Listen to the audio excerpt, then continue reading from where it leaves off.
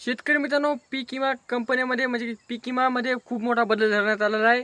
सरसकट 85% पीक विमा कोणकोणत्या शेतकऱ्यांना मिळणार आहे आणि कोणती 2 कामं केल्यानंतर हे पीक विमा मिळणार आहे. संपूर्ण माहिती या व्हिडिओमध्ये पाहायला मिळणार आहे. पण त्याआधी नवीन असाल तर चॅनल सबस्क्राईब करायची विसरू नका. खाली कोपऱ्यामध्ये सबस्क्राईब बटन आहे. चला तर मित्रांनो, व्हिडिओला सुरुवात करतो.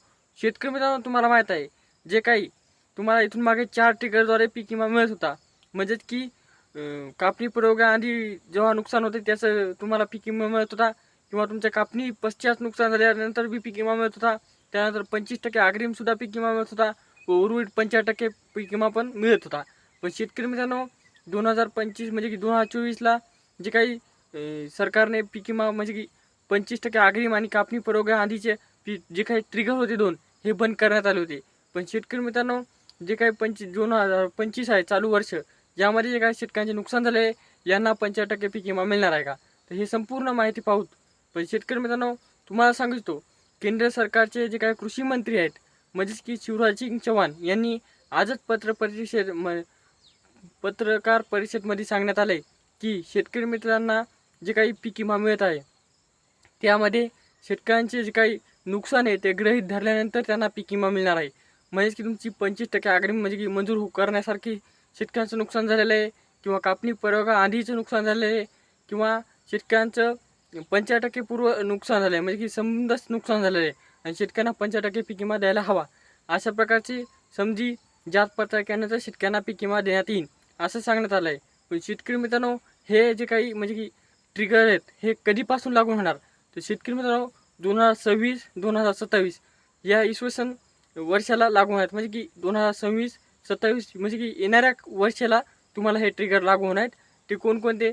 तर कापणी पूर्वगा आधीचं नुकसान झाल्यानंतर पीक विमा मिळणार, कापणी करताना नुकसान झालं त्याचा पीक विमा मिळणार, 25% अग्रिम हा पण पीक विमा मिळणार आणि 50% हा पण पीक विमा मिळणार.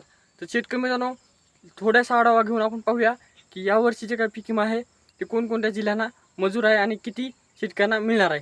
तर शेतकरी मित्रांनो, यावर्षी 92 लाख शेतकऱ्यांनी पीक विमा भरलेला आहे आणि हे कोणते 8 जिल्हे आहेत त्यामध्ये जास्तीत जास्त नुकसान झाले आणि त्यांना लवकर म्हणजे समजा आधी मंजूर करण्यात आली. तर त्यामध्ये कोणकोणते आहेत पहा. सर्वप्रथम आहे वर्धा, धुळे, नागपूर, छत्रपती संभाजीनगर, नांदेड, हिंगोली, परभणी अशा प्रकारे हे 8 जिल्हे आहेत.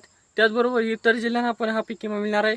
पण शेतकरी मित्रांनो, यावर्षी आता सरकार जे काही सरसकट पीक विमा देणार आहे सरकारने सांगलेलं आहे म्हणजे की राज्याच्या मुख्यमंत्र्यांनी सांगलेलं आहे शेतकऱ्यांना हेक्टरी 17,500 कमीत कमी नुकसान भरपाई मिळणार आहे. तर इथून म्हणजे की जास्तीत जास्त 50,000 म्हणजे की 52,000 अशी नुकसान भरपाई मिळणार आहे म्हणजे की पीक विमा मिळणार आहे असं सरकारने सांगण्यात आले. शेतकऱ्यांच्या नुकसानावर अवलंबून असणार आहे की शेतकऱ्यांना पीक विमा किती मिळणार आहे. हेक्टरी 17,000 मिळणार आहे का 20,000 मिळणार आहे का 25,000 मिळणार आहे का तब्बल 52,000 रुपये मिळणार आहे. आता शेतकरी मित्र म्हणतात हे कसे शक्य आहे? तर शेतकरी मित्रांनो, ज्या शेतकऱ्यांची जमीन खडून गेलेली आहे म्हणजे की त्याचं खूप सारं नुकसान झालं आहे, पीक तर जमीनदोस्त झालेलंच आहे पण जमीन पण वाहून गेलेली आहे, खडून गेलेली आहे, तर अशा शेतकऱ्यांना पीक विमा जास्त मिळणार आहे. ज्या शेतकऱ्यांचं फक्त आणि फक्त पिकाचंच नुकसान झालेलं आहे आणि पीक थोडंफार कापणी पूर्वकात म्हणजे की कापायला आहे त्या शेतकऱ्यांना पीक विमा थोडा अजून कमी मिळणार. आणि ज्या शेतकऱ्यांचं फक्त पीक म्हणजे की थोडंफार पावसाने उबळल्याने हे झाले, पाणी साचलेलं आहे आणि ज्या शेतकऱ्यांना म्हणजे की पाणी साचून पुन्हा वाहून गेलेलं आहे पाणी आणि की पीक तुम्हाला बरेच हाताला म्हणजे कापायला तुमच्या घरात पीक आलेलं आहे, तर अशा शेतकऱ्यांना फक्त 17,500 कमीत कमी पीक विमा मिळणार आहे अशा प्रकारे सांगण्यात आलेले. योग्य वेळी जर काही बदल झाला तर तुम्हाला नक्कीच कळविण्यात येईल. पण त्याआधी नवीन असाल तर चॅनलला सबस्क्राईब करा आणि तुमच्या मित्रांना व्हिडिओ शेअर करा जेणेकरून ते पण सतर्क होतात. आणि हो, कोणते 2 कामं केल्याशिवाय तुम्हाला हा पीक विमा मिळणार नाही. तर समजा पहिलं काम आहे आधार कार्डची KYC करणे, त्यानंतर आधार कार्ड बँकला लिंक करणे. कारण की कोणतीही योजना असो किंवा कोणतीही योजनेचे पैसे असो ते पडण्याआधी तुम्हाला आधार कार्डची KYC करण्यात आहे आणि बँकला लिंक नसेल बँकला लिंक करायचं आहे. जर लिंक नसेल तर तुम्हाला हे पैसे कोणाच मिळणार नाहीत, कोणत्याच योजनेचे मिळणार नाहीत. का मिळणार नाहीत? तर DBTद्वारे पैसे येत असतात, त्याला आधार कार्ड जर लिंक नसेल तर DBT हे तुमचे पैसे अडथळते म्हणजे की अडकून धरते आणि शेतकऱ्यांच्या खात्यावर बी येत नाहीत आणि शासनाकडे बी जात नाहीत. त्यामुळे शासन तुम्हाला अपात्र करून टाकते.